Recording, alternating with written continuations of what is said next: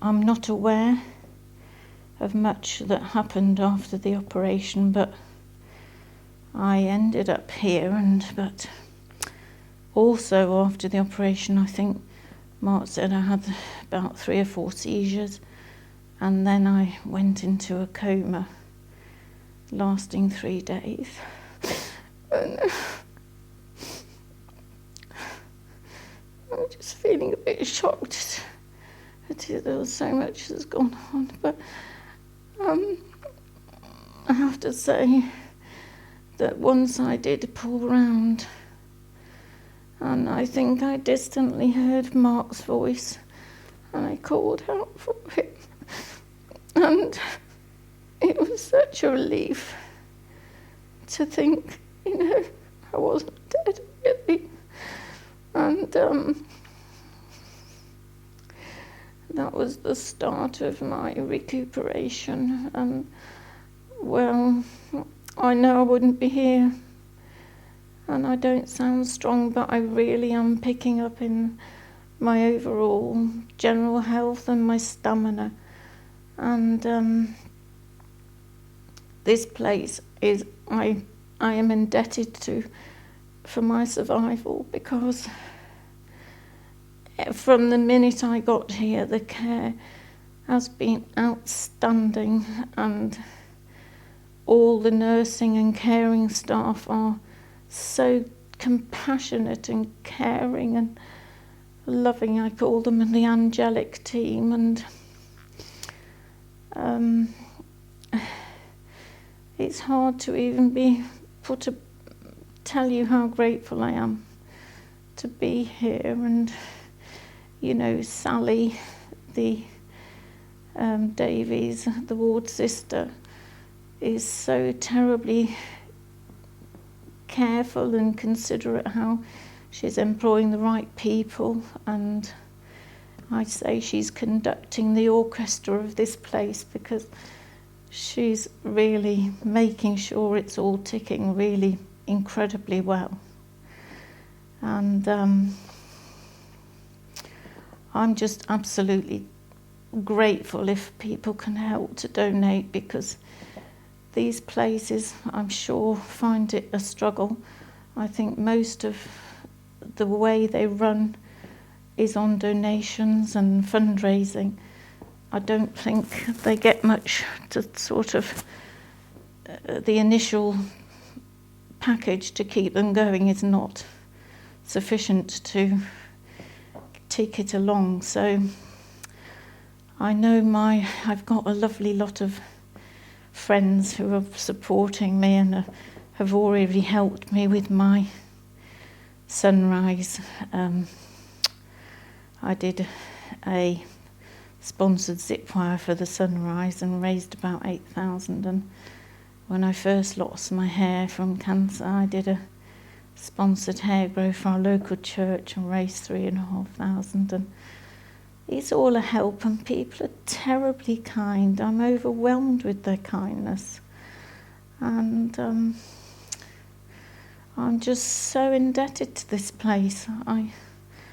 I really feel I wouldn't be here if somebody hadn't said how absolutely wonderful it was. Our friend Catherine Jory and Mark managed to get me a bed, which was quite remarkable, because beds aren't always there, and that was the start of my recuperation. And now I've gone from doing absolutely nothing. When I woke, I was in a lot of pain, apparently. I hadn't been eating and drinking for so long.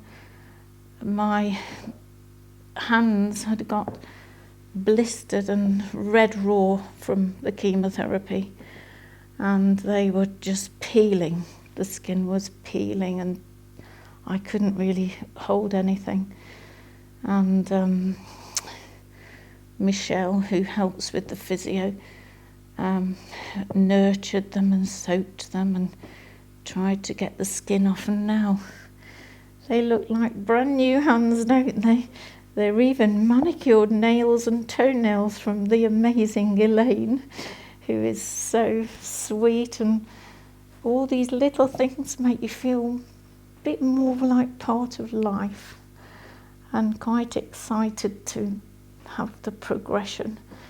So I've gone from not being able to move a single limb to feeding myself, I had to be fed, to now using my arms, and I can pull up on the bed and I can transfer onto the Star Steady and, you know, manage to get to the toilet, and, you know, I'm in training. I'm sorry it sounds a bit basic, but I can manage to get on a commode, which is a big deal for me because they're quite low.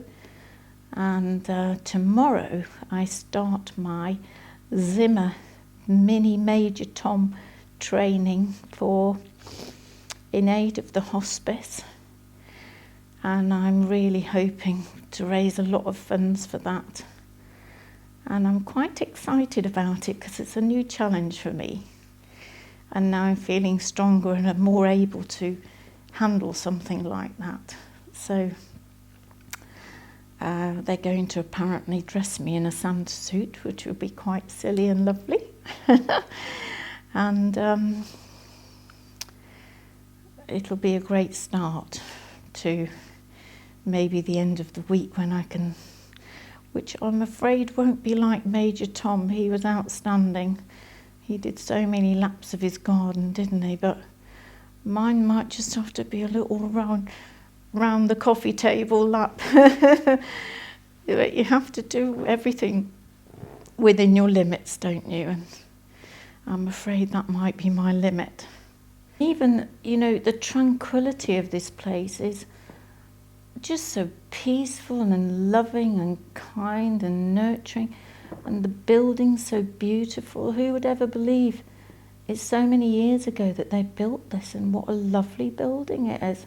They thought of all the wide corridors and offices and individual rooms and little wards, and it's just incredible, isn't it?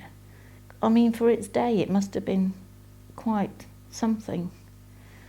So, no, I'm totally convinced I would not be here now, and I'm totally convinced that I wouldn't have made the progress I've made anywhere else. This place is incredible, and I'm very, very taken with how much dignity the patients are given. Your privacy is paramount to the nurses being terribly careful about your dignity, and you feeling comfortable with them doing very private things and washes and things for you. And, you know, I'm very heartened with that because, you know, it's not something I ever thought I would be dependent on having these things having to be done for me. And they just think of everything, absolutely everything. So I'm absolutely thrilled that some way I was helped to be steered to this incredible place. And I can only say I'm totally indebted and totally grateful for what's been happening to me. Every single day I make a bit more improvement. You know, Jane's been marvellous and Louise and all the physios helping with the core strength of my body, because I've had to do it terribly gradually. Jane's so careful I don't strain anything, and, you know, because it would just put me backwards. And I've had lovely chats with Ange, who's helped with a lot of my mental turmoil of what I've been going through and other issues in my life, which have been terribly helpful. So the overall team here is just, I think they've thought of everything, absolutely everything, you know. I can't fault it in any way. It's just unbelievably good, and I really hope that we get a lot of support, because it's just outstanding for me.